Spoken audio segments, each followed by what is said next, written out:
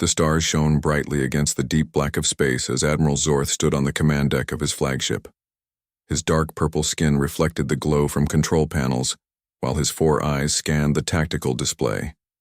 The massive Craxian warship, along with 50 others in his battle group, moved silently toward the small blue planet. "Report," Zorth ordered, his voice low and rumbling. "All systems ready, Admiral," replied Commander Krell. "We will reach Earth orbit in 4 hours." Zorth nodded, his lip tentacles twitching with anticipation. The Craxian Empire had conquered over 200 species across 3 galactic quadrants. This primitive world would be an easy addition to their growing territory. "Show me the defense capabilities again," Zorth said. The screen flickered to display images of Earth's military: small rocket ships, primitive satellites, and basic weapons systems. Nothing that could challenge Craxian technology. "Strange," said Krell, looking at another screen. "I found these old warnings in the ancient galactic records. They say to approach Earth with extreme caution and not to engage militarily." Zorth laughed, his shoulder spikes rising with amusement. "Warnings from weak species who failed to conquer such an easy target. We are Craxians. We fear nothing." On Earth, in the underground command center of the Earth Defense Force, Captain Susan Miller watched the alien fleet's approach on her monitor. Despite the massive force heading their way, she remained calm. "They've entered the outer sensor range," said Sergeant Bill White. 12 capital ships, 38 support vessels, heavily armed." Susan nodded and pressed a button on her console. "Connect me to the President." The screen changed to show President Alan Wright sitting in the Oval Office. His face was serious but not afraid. "Captain Miller, what's the situation?" he asked. "The alien fleet will reach Earth in 4 hours, Mr. President. They're not responding to our greeting messages." The President thought for a moment. "Activate Defense Protocol 3 and send Ambassador Jones with a diplomatic team to the orbital station. Let's try talking first." Susan nodded. "Yes, sir." In space, Earth's 12 orbital defense platforms began to power up. They looked basic and outdated from the outside, with solar panels and simple communication dishes. The handful of military spacecraft moved into defensive positions around the planet. Inside the lead Craxian ship, a junior officer approached Admiral Zorth. "Sir, we're getting a transmission from Earth." Zorth smiled, showing rows of sharp teeth. "Put it on screen. Let's hear their surrender." The screen showed Captain Susan Miller. She spoke clearly and without fear. "This is Earth Defense Force Captain Susan Miller. We welcome peaceful contact with your species. We invite your representatives to meet with our diplomatic team at our orbital station." Zorth was surprised. Most species begged for mercy when they saw a Craxian battle fleet. These humans seemed strangely calm. "Tell them I will meet their diplomats," Zorth said. "It will be amusing to hear their pleas before we take their world." 6 hours later, Zorth and 3 armed guards stood in the meeting room of Earth's orbital station. The station was simple and functional, with basic technology that confirmed Zorth's belief that humans were primitive. The doors opened, and 3 humans entered. Ambassador Kate Jones led the group, with Dr. Peter Williams and a military officer, named Lieutenant Dan Scott, following behind. "Welcome to Earth space," said Kate with a polite smile. "We are pleased to establish first contact with your civilization." Zorth looked down at the small humans. "I am Admiral Zorth of the Craxian Empire. We have claimed this sector of space. Your planet now belongs to us." Kate's smile never wavered. "I understand this may be how your culture approaches new worlds, Admiral. However, Earth is an independent planet. We're happy to discuss trade, cultural exchange, and peaceful relations." Zorth laughed loudly. "You misunderstand. This is not a negotiation. Surrender your world now, or we will take it by force." Dr. Williams stepped forward. "Admiral, we've studied your ship designs. Your civilization has achieved remarkable technological advancement. Surely we can find a way to benefit each other without conflict." Zorth was surprised again. How had these primitive humans studied Craxian ships? And why weren't they afraid? You have one Earth day to surrender, Zorth said firmly, or we will demonstrate our power. Kate remained calm. We hope you'll reconsider, Admiral. War benefits no one. Back on his ship, Zorth met with his officers. These humans are strange. They show no fear. Commander Krell looked worried. Sir, I've been studying more of the ancient records. There are warnings about Earth from multiple advanced species dating back thousands of years. Some records are locked behind security protocols I cannot break. Nonsense, Zorth said. Look at their technology. They barely have space travel. Their weapons are simple. Their station has no meaningful defenses. Yes, sir, said Krell. But something doesn't feel right. Why would advanced species warn about such a primitive world? Zorth paced the command deck. To keep the prize for themselves, obviously. He stopped and pointed to a small moon base on the display. Target their lunar mining facility. Destroy it. Show them our power, and they will surrender. Sir, protested Krell, the warnings specifically say not to attack any human facility. Are you questioning my orders, Commander? Zorth's voice became dangerous. Krell lowered his eyes. No, Admiral. Fire when ready. On Earth, in the Oval Office, President Wright received an urgent call from Captain Miller. Mr. President, the alien fleet is targeting our Luna Base Alpha. Weapon systems are charging. The President's face hardened. They've made their choice. Initiate Defense Protocol 1. In space, green beams shot from 3 Craxian ships. The EI lunar base exploded in a bright flash, scattering debris across the moon's surface. Zorth watched with satisfaction. Send another message to Earth, he ordered. Tell them that was just a sample of our power. Before the message could be sent, alarms blared across the Craxian fleet. On Earth, missile silo doors opened across multiple continents. Military bases worldwide went into high alert. Satellites shifted positions, and deep underground in facilities unknown to the Craxians, ancient systems began to power up. Lieutenant John Carter climbed into his fighter craft along with dozens of other pilots. The ships looked simple and outdated from the outside, but as John activated his systems, advanced displays lit up inside the cockpit. Eagle Squadron, ready for launch, he reported. In orbit, Commander Krell watched with growing concern as his sensors detected the sudden activity on Earth.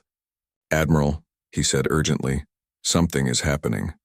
The humans are mobilizing globally, and I'm detecting energy signatures that don't match their known technology level. Zorth frowned as he watched the screens. This was not the panic he expected. This was a coordinated, calm response, and some of the readings made no sense for a primitive species. On his personal command screen, a message flashed. It wasn't from Earth, but from the Galactic Council, an organization the Craxians had ignored for centuries. The message was simple. Withdraw immediately. Earth is classified as extinction-level dangerous. Admiral Zorth stared at the message on his screen. Extinction-level dangerous was the highest threat classification in galactic records. It was reserved for planet-killing weapons and civilization-ending threats. This must be a trick, Zorth said, his tentacles twitching nervously. The humans are trying to scare us. Commander Krell looked unconvinced. Sir, this message came through secure Galactic Council channels. It would be nearly impossible for humans to fake. Zorth slammed his fist on the console. I will not be frightened by warnings or tricks. Prepare all ships for attack formation. Earth, the response to the lunar base destruction continued with surprising order. There was no panic in the streets, no chaos in governments. Instead, a well-practiced plan seemed to unfold. In Washington, D.C., President Wright met with his military advisors in a deep underground bunker. All defense systems are active, Mr. President, reported General Frank Howard. Civilian evacuations are proceeding according to plan. The President nodded. And Project Awakening? Dr. Lisa Foster, a scientist with short gray hair and determined eyes, stepped forward. The systems are powering up, sir. After 50 years of sleep, it will take about 30 minutes for full activation. Very good, said the president. Captain Miller, what's the status of our orbital forces? Susan Miller's face appeared on a screen. Eagle Squadron is launching now. Orbital platforms are fully armed and ready. In space, Lieutenant John Carter led 12 fighter ships away from Earth. The small vessels looked simple and outdated compared to the massive Craxian warships, but they moved with surprising speed and precision. Eagle Squadron, form defensive pattern Delta, John ordered. His pilots responded instantly, creating a complex formation. In his cockpit, John checked his weapon systems. What looked like ordinary missiles from the outside contained technology, far beyond what the Craxians believed humans possessed. On the Craxian flagship, a junior officer reported to Admiral Zorth, "Sir, the humans have launched fighter ships. They appear to be primitive designs with basic weapon systems." Zorth laughed. "Destroy them. Show no mercy." 5 Craxian attack ships moved toward Eagle Squadron, firing their energy weapons. The T. Human ships executed perfect evasive maneuvers, dodging the deadly beams with ease. "Impossible," muttered a Craxian weapons officer. "Their reflexes are too fast for human pilots." John Carter smiled as he rolled his ship to avoid another energy blast. "Eagle Squadron, hold formation but do not engage yet. Wait for the signal." Deep underground, Dr. Lisa Foster worked at a control station in a vast facility hidden beneath the Rocky Mountains. The room was filled with technology that looked far more advanced than anything seen in public on Earth. "Power levels at 60%, she reported. "Satellite network reconfiguring now." Around Earth, what had appeared to be ordinary communication satellites began to change. Hidden panels opened, revealing advanced technology. The satellites shifted positions, creating a complex pattern around the planet. In homes across Earth, people calmly followed evacuation plans, moving to underground shelters with supplies and equipment. Children followed their teachers in orderly lines. Hospital patients were transported efficiently. There was worry on people's faces, but no panic. This was something they had prepared for. On the Craxian flagship, alarms began to sound. "Admiral," called Commander Krell, "I'm detecting unusual energy signatures from Earth. Their satellites are changing." Before Zorth could respond, another message appeared on his screen. This one wasn't from the Galactic Council. It came from a different source, a species known in legend as the Elders, believed to be extinct for millennia. The message was simple. "We warned you. Earth is not what it seems. They have destroyed civilizations far greater than yours." Zorth's confidence began to waver. "This cannot be real. The humans have primitive technology. We've seen their cities, their vehicles, their weapons." "Sir," said a sensor officer, "I'm detecting thousands of small objects launching from Earth." The tactical display showed a massive cloud of tiny devices rising from the planet's surface. They weren't missiles or attack ships. They were too small, barely larger than a Craxian's hand. "What are they?" demanded Zorth. "Unknown, sir," replied the officer. "They appear to be some kind of drones or probes." The small objects spread out, forming a complex 3-dimensional grid around Earth. They stayed beyond the range of the Craxian weapons. Commander Krell studied the readings. "Sir, I believe they're creating some kind of defense field." Dr. Lisa Foster watched her monitors as the defense grid formed. "Power levels at 85%, she said. "Micro-drones in position." President Wright nodded. "Activate phase." 1. Lisa pressed a sequence of commands. "Activating now." In space, the thousands of tiny devices suddenly lit up with blue energy. Beams connected them, creating a web-like pattern. The energy spread, forming a shimmering barrier around Earth. On 3 Craxian ships that had moved closest to the drone field, systems began to fail. Weapons went offline. Engines sputtered. Communication systems filled with static. "Admiral," shouted Commander Krell, "Ships 4, 7, and 12 report complete weapons failure. Something in that energy field is disabling our technology." Zorth's face darkened with rage. "Impossible. How could primitives develop such technology?" Meanwhile, Dr. Peter Williams worked in a separate facility beneath the Atlantic Ocean. He monitored communications from the Craxian fleet. "They're confused," he reported to his team. "They still don't understand what they're facing." His assistant, Olivia Brown, looked up from her station. "Should we initiate contact again? Offer them another chance to withdraw?" Peter considered. "This. Not yet. Let them see more of our capabilities first. Admiral Zorth needs to understand that his fleet is in real danger." Back in orbit, Lieutenant John Carter received new orders. Eagle Squadron were cleared for Phase 2. Prepare for metamorphosis. The pilots activated special systems in their ships. The outer hulls of the fighters began to change, panels sliding away to reveal different surfaces underneath. What had appeared to be simple rocket engines transformed, exposing advanced propulsion systems. On the Craxian flagship, a sensor officer cried out in alarm. "Admiral, the human ships are changing." The tactical display showed the transformation. The 12 small Earth fighters were shedding their outer layers, revealing sleek, advanced vessels underneath. Their energy signatures changed completely, now matching or exceeding Craxian technology. "Impossible," whispered Zorth. For the first time in his military career, he felt fear creeping into his mind. John Carter's voice came over the communication system, broadcast to all Craxian ships. "Attention, Craxian fleet. This is Lieutenant John Carter of Earth Defense Force. You have witnessed only a fraction of our defensive capabilities. We offer you one chance to withdraw peacefully. There is no need for further bloodshed."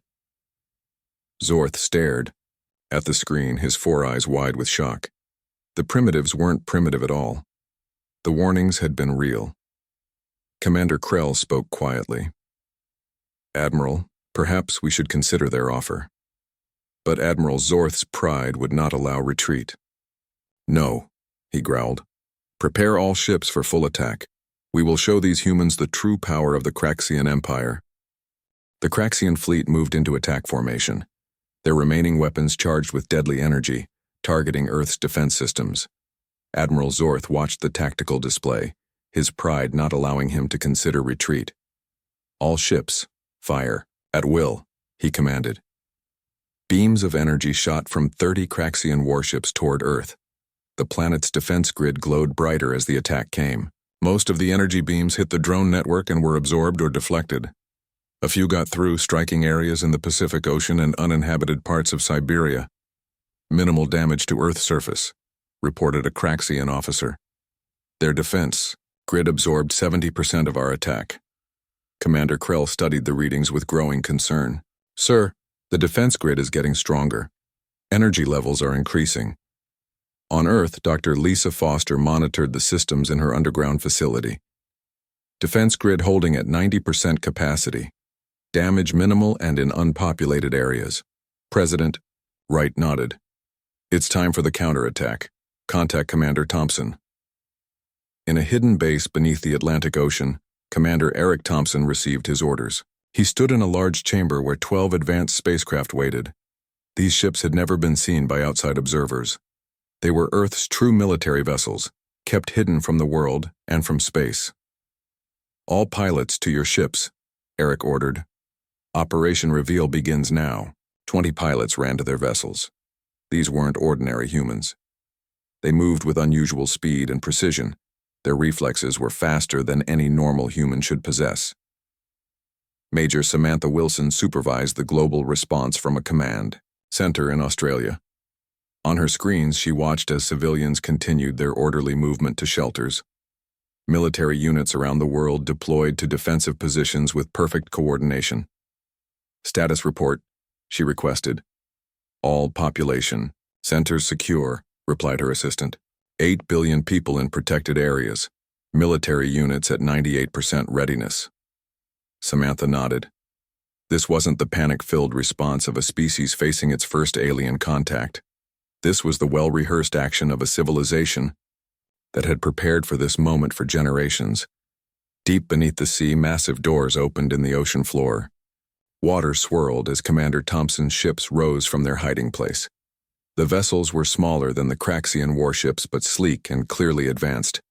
They shot upward through the water and into the sky with incredible speed. On the Craxian flagship, alarms sounded again. "Admiral, called the sensor officer. "New ships launching from Earth. They're coming from underwater bases." Zorth watched in shock as the tactical display showed 12 advanced Earth ships rising to meet his fleet. Their energy signatures were unlike anything he'd seen before. "Impossible," he whispered. Where were they hiding such technology? The Earth ships joined Lieutenant Carter's fighter squadron. Together they formed a new attack pattern and accelerated toward the Craxian fleet. Commander Thompson's voice came over the communication system. "Earth Defense Force to Craxian fleet. This is your final warning. Withdraw now, or we will be forced to disable your vessels." Admiral Zorth roared in anger. "Fire everything we have, destroy them." The Craxian ships fired again, but the Earth vessels moved with impossible speed, avoiding most of the energy beams. Those that did hit seemed to cause minimal damage, absorbed by advanced shields. Then the Earth ships returned fire. Instead of destroying the Craxian vessels, their weapons targeted specific systems. Engines, weapons, and communication arrays were disabled with surgical precision. 5 Craxian ships lost all power and began drifting in space. 7 more found their weapons disabled. 3 lost engine control. In his flagship, Admiral Zorth watched in horror as his fleet was systematically disabled rather than destroyed. "They could destroy us," said Commander Krell quietly. "But they're choosing not to. They're just neutralizing us." A new message appeared on Zorth's screen.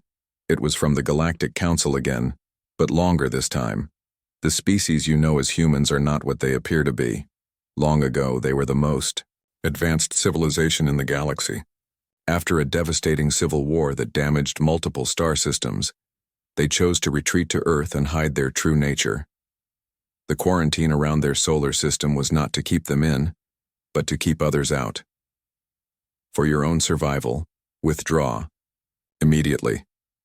On one of the disabled Craxian ships, something unexpected happened. A small team of humans in advanced armor appeared inside. They moved through the ship with incredible speed, disabling remaining weapon systems and securing the crew. Leading this team was Lieutenant Amy Davis. Her team wasn't using normal transportation technology. They had simply appeared inside the ship, using some form of matter transportation the Craxians had thought impossible. The Craxian crew, terrified, surrendered without a fight. Amy approached the ship's captain. "We mean you no harm," she said calmly. "Your injured will receive medical attention. Please ask your crew to cooperate." The Craxian captain stared at the human soldiers. They moved differently than normal humans should. Their reflexes were too fast, their coordination too perfect, and their technology was far beyond anything the Craxians possessed. Similar teams appeared on other disabled Craxian ships, not to destroy or conquer, but to secure and stabilize. Into the White House Situation Room. President Wright received updates on the battle. 5 Craxian ships fully disabled, 12 more partially disabled. "No Earth casualties," reported General Howard. "And the boarding teams?" asked the president. "All successful. Craxian crews are cooperating after initial resistance." The president nodded. "Have Dr. Williams contact Admiral Zorth again. Let's try to end this without further conflict." On his increasingly isolated flagship, Admiral Zorth received the transmission. Dr. Peter Williams appeared on screen. "Admiral Zorth, this conflict is unnecessary. Your ships are being disabled, not destroyed. Your crews are being treated with respect. We offer you one final opportunity to end hostilities." Zorth's pride was still strong, but reality was becoming impossible to ignore. Half his fleet was disabled. Earth's technology was clearly superior, and the warnings from the Galactic Council and the Elders weighed heavily on his mind. "Why?" he asked finally. "Why maintain the deception? Why appear primitive when you possess such advanced technology?" Dr. Williams smiled slightly. "The galaxy is a dangerous place, Admiral. Sometimes it's better to be underestimated than feared, and humans have good reason to hide our true nature, even from ourselves." Commander Krell approached Zorth. "Sir, we cannot win this battle. Many more of our ships will be disabled in the next attack. We must consider their offer." Admiral Zorth, the most decorated fleet commander in Craxian history, face the most difficult decision of his career: continue a fight he now knew he couldn't win, or accept defeat at the hands of a species that had hidden its true power from the galaxy. The truth was becoming clear. The warnings had been correct all along. Earth wasn't avoided because it was worthless. It was avoided because it was dangerous. Perhaps the most dangerous planet in the galaxy. Admiral Zorth stood silently on his command deck. Around him, his officers waited for orders. The fleet that had begun this mission with such confidence was now in disarray. 15 ships completely disabled, 20 more with limited function. And the remaining vessels were no match for Earth's revealed technology. "Admiral," said Commander Krell softly, "we must decide." Zorth looked at the tactical display once more. The Earth ships held position, waiting. They could have destroyed his fleet but chose not to. This fact troubled him deeply. "Open a channel to their command," Zorth said finally. On Earth, President Wright received word of the communication request. He sat in the Situation Room with his advisors. "Admiral Zorth wishes to speak with you, Mr. President," said Captain Miller. The President straightened his jacket. "Put him through." The screen lit up with Zorth's alien face. For the first time, the Admiral's expression showed uncertainty rather than arrogance. "President Wright," said Zorth, "I request a ceasefire to discuss terms." The President nodded. "Granted, Admiral. I suggest we meet in person. Our orbital station is prepared to receive you." 6 hours later, Admiral Zorth and Commander Krell waited in the same meeting room where they had first encountered the human diplomats. This time, they arrived with 4 Craxian crew members who had been injured during the battle. The humans had offered medical care as a gesture of good faith. President Wright entered, accompanied by Dr. Peter Williams and Professor Gary Johnson, an elderly man with white hair whom Zorth had not met before. "Admiral," said the President, "thank you for agreeing to this meeting." Zorth's pride was wounded, but he maintained his dignity. "Your technology far exceeds our intelligence reports. The warnings about Earth were correct. I should have heeded them." President Wright gestured to seats around the table. "Please sit. There is much to explain." As they sat, human medical staff entered to check on the injured Craxians. The aliens were surprised by the advanced medical equipment the humans used. It was clearly superior to Craxian medicine. Professor Johnson placed a small device on the table. It projected a 3-dimensional image of the galaxy. "Admiral Zorth," the professor began, "what you're about to learn is known to very few species in the galaxy. The truth about Earth and humans." The professor touched the device, and the image zoomed in on a different star system far from Earth. 50,000 years ago, humans did not live on Earth. Our original home was here, a planet called Terrace. We were among the first intelligent species to achieve faster-than-light travel. Zorth listened with growing amazement as Professor Johnson continued. "Humans spread across the galaxy rapidly. We established colonies on hundreds of worlds. We encountered other intelligent species and shared technology with some, fought wars with others. For nearly 10,000 years, humans were the dominant force in the galaxy." The image changed to show several star systems glowing red. Then came the Civil War. Different human factions fought each other using weapons of unimaginable power. Entire star systems were destroyed. Billions died. The war lasted for 300 years and nearly wiped out humanity along with several other species. Admiral Zorth looked at the display with new understanding. The warnings in the ancient records, they weren't about Earth. They were about humans. Professor Johnson nodded. "Yes. After the war, the surviving human leaders made a difficult decision. Our nature had nearly destroyed the galaxy. We were too aggressive, too technologically advanced for our own good, so we chose to retreat." The display showed a small blue planet, Earth. This world was chosen as our new home. Most of our advanced technology was hidden away or destroyed. We deliberately regressed to a simpler state, allowing ourselves to evolve again, but more slowly and naturally. Only a small group maintained knowledge of our true history and technology, guarding it carefully. Dr. Williams spoke next. For thousands of years, we lived as a primitive species, redeveloping our civilization step by step. The rest of the galaxy placed warnings around our solar system, not to keep us in, but to prevent others from awakening what we had chosen to forget. President Wright leaned forward. When we detected your fleet approaching, we activated defense systems that have been dormant for generations. The special humans you saw, the ones with enhanced reflexes and strength, are part of a small population who maintain genetic traits from our original form. Admiral Zorth struggled to process this information. Your people live in ignorance of their own past, their own capabilities. Most do, confirmed the president. They believe the technology we've revealed was recently developed in secret. Only a small percentage know the full truth. Commander Krell asked, "Why maintain such a deception? Even among your own people?" Professor Johnson sighed. "Because our nature hasn't changed. Humans remain brilliant, resourceful, and dangerous. Our history proved we cannot handle too much power too quickly, so we created a system where technology is released gradually, allowing our wisdom and restraint to grow alongside our capabilities." In the medical bay of the station, the injured Craxians were amazed by their treatment.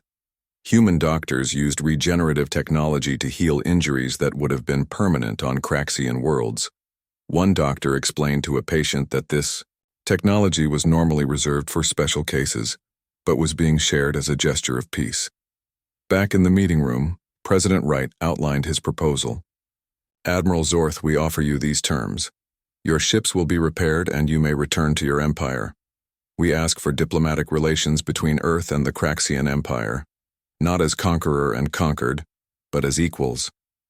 Zorth was surprised by the generosity. "After we attacked you, you would still offer peace?" The president smiled slightly. "The old human way would have been to destroy your fleet as a warning to others. We're trying to be better than our ancestors." Admiral Zorth considered this. His mission had been to conquer Earth, but that was clearly impossible. The choice now was between accepting these terms or facing destruction. "I accept your terms, President Wright," Zorth said finally. "The Craxian Empire will establish diplomatic relations with Earth." As the meeting concluded, Dr. Williams approached Zorth privately. "Admiral, there's one more thing you should understand," he said quietly. "What you've seen is only a fraction of our true capabilities. The most dangerous human technologies remain sealed away, hopefully forever." Zorth stared at the human with new respect and fear. "What could be more advanced than what you've already shown?" Dr. Williams's expression became serious. "Pray you never find out. The galaxy nearly didn't survive it the first time." 1 month after the battle, Admiral Zorth stood on the observation deck of the Earth orbital station. His fleet, now repaired using Earth technology, waited nearby for the journey home. The Admiral watched Earth rotate slowly below, seeing it with new eyes. "It looks so peaceful," he said to Commander Krell, who stood beside him. "No one would guess the truth by looking at it." "That is precisely the point, I believe," replied Krell. The door opened, and Sub-Commander Vrex entered. Zorth had appointed him as the new lead diplomat to Earth after Zorth himself had resigned from that role. Zorth would return to the Craxian Empire, but he would no longer lead conquest missions. "The final agreements are signed, Admiral," reported Vrex. "Earth will send an ambassador to our homeworld next month." Zorth nodded. "What have you learned during your time with the humans?" Vrex's expression showed both wonder and concern. "Too much to fully process, Admiral. They have shown me things I never imagined possible." Earlier that day, Vrex had been given a tour of one of Earth's hidden facilities. Dr. Lisa Foster had guided him through underground chambers filled with technology that surpassed anything in the Craxian Empire. "This is our matter manipulation laboratory," Dr. Foster had explained, showing him a room where scientists controlled individual atoms to create new materials. "It's based on technology from our original civilization, but greatly simplified for safety." Vrex had watched in amazement as they created a small cube of material that was completely impossible according to what he knew of physics. "This material doesn't exist naturally," Dr. Foster had told him. We designed it at the atomic level. It's stronger than any natural substance, yet weighs almost nothing. In another chamber, Vrex had seen energy generation technology that harvested power from what the humans called quantum vacuum fluctuations. It produced limitless clean energy without fuel or waste. Most shocking of all was the historical archive. There, Professor Johnson had shown him records dating back 50,000 years.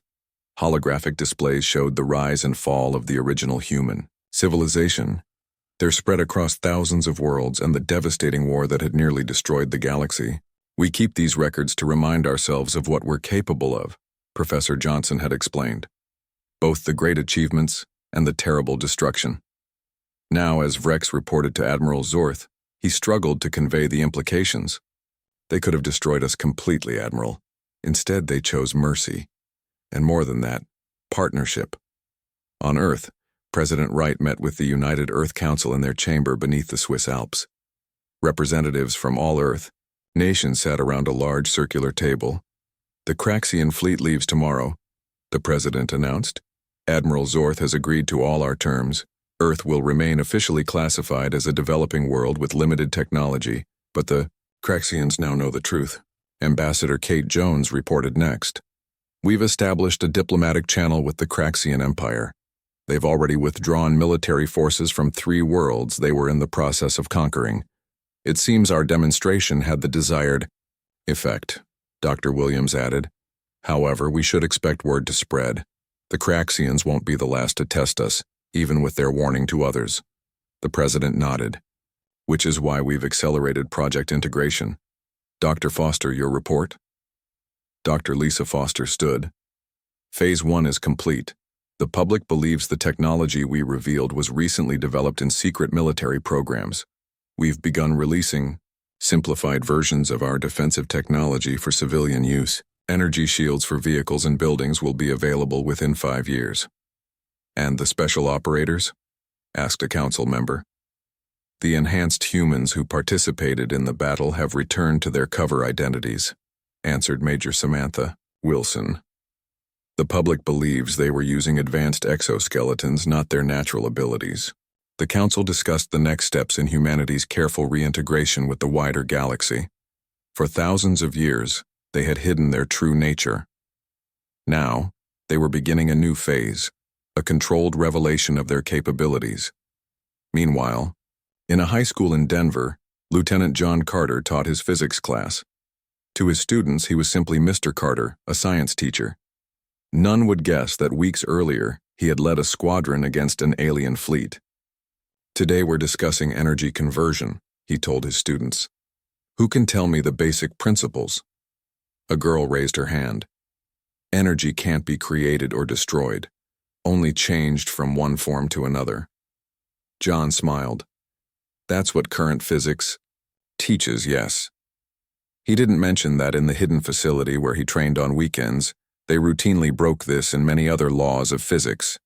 Across the world, thousands of enhanced humans like John lived among the regular population. Some knew their true nature and history. Others still believed they were part of special government programs. All were part of Earth's defense network, ready to be activated if needed. On the Craxian flagship, Admiral Zorth prepared for departure. Ambassador Kate Jones came to bid him farewell. I hope your report to your leaders will encourage peaceful relations moving forward, she said. Zorth looked at her thoughtfully.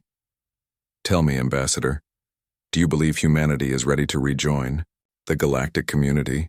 Your ancestors nearly destroyed everything. Kate smiled slightly. We don't plan to rush, Admiral. What you've seen is just the beginning of a very slow process. We're revealing our technology in careful stages, both to our own people and to the galaxy. It may take centuries before we're fully integrated again. A wise approach, admitted Zorth, but I wonder if it will work. Now that some know the truth, others will come looking.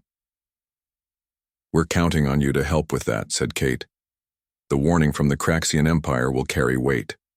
As the Craxian ships departed Earth orbit, they carried something precious. A formal invitation for the Craxian Empire to join a hidden diplomatic network. For centuries, this secret group of species had worked with enlightened human factions. Their mission was twofold: maintain the illusion of Earth's primitive status and gradually prepare the galaxy for humanity's full return. Admiral Zorth watched Earth disappear from his viewscreen. He had come to conquer a primitive world and, instead, found the most advanced civilization in the galaxy.